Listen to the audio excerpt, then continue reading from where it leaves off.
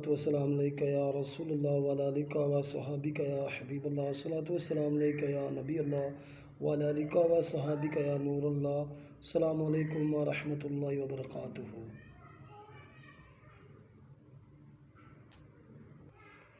میں آپ کا ہوسٹ محمد ارشد منہاس، امید کرتا ہوں سب احباب ٹھیک ٹھاک ہوں گے۔ اللہ کریم سب کو حفظ و امان میں رکھے۔ حضرت مولانا عبد المجید خان صاحب ججری رحمۃ اللہ تعالیٰ علیہ، آپ ججر کے لال خانی افغانوں میں سے تھے۔ آپ کے والد ماجد غلام محمد خان صاحب بڑے عابد اور زاہد نقش بندی بزرگ تھے۔ فرماتے تھے کہ عبد المجید خان بچپن ہی سے لہو لہب سے دور رہتے تھے۔ حضرت قبلہ عالم رحمۃ اللہ تعالیٰ علیہ نے غلام محمد خان صاحب سے فرمایا تھا کہ خان صاحب، آپ بڑے خوش قسمت ہیں کہ اللہ تعالیٰ نے آپ کو عبد المجید جیسا ہونہار فرزند عطا کیا ہے۔ آپ نے ججر ہی سے انگریزی مڈل پاس کیا اور ججر کی جامعہ مسجد کے مدرسہ عربیہ میں فارسی عربی کی تحصیل کی۔ آپ کو جملہ علوم عربی عبور حاصل تھا۔ جغرافیہ اور کیمیا وغیرہ سے علمی دلچسپی تھی۔ شائقین کو ان علوم کے نکات سے بہرہ ور فرماتے تھے۔ آپ شاعر بھی تھے اور فی البدایہ اور برجستہ بہت خوب اشعار کہتے تھے۔ آپ کے شیخ حضرت مولانا صاحب قصور کے رہنے والے تھے، اس لیے آپ نے اپنا تخلص قصوری اختیار فرمایا تھا۔ آپ صاحب تصنیف بزرگ تھے۔ التحیلۃ الکمالات آپ کی تصنیف ہے۔ اس کتاب میں مولانا صاحب کے احوال قلمبند فرمائے گئے ہیں اور 14ویں صدی کا فتنہ مختصر کتاب ہے جس میں مرزا غلام احمد قادیانی کے حالات بھی ہیں۔ اسی طرح حرز حقانی باجواب حربہ قادیانی میں قادیانی کے 55 سوالات و اعتراضات کا مدلل مفصل جواب تحریر فرمایا ہے۔ اس کے بعد خود 55 سوالات قائم کیے ہیں۔ آپ کے اعتراضات ایسے مضبوط ہیں کہ اب تک کوئی ان کا جواب دینے کی سکت نہیں رکھتا۔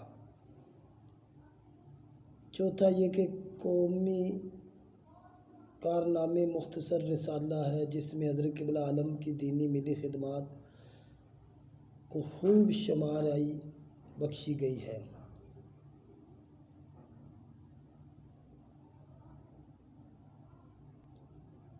آپ کے وصال کے بعد حضرت مولانا حامد حسن قادری رحمۃ اللہ تعالیٰ علیہ کو آپ کی وفات کی اطلاع دی گئی تو ساتھ ہی خطہ طریق کی فرمائش کی گئی اور یہ خطہ بھی لکھ دیا گیا۔ مولانا قادری صاحب نے جواب میں لکھا، خدا جانے کتنا عرصہ ہوا جب انہوں نے وہ خطہ فرمایا تھا، لیکن ان کی کرامت دیکھی کہ اس کے پہلے مصرعے میں گویا اپنی تاریخ وفات ارشاد فرما دی تو پورے 1375 ہی نکلے۔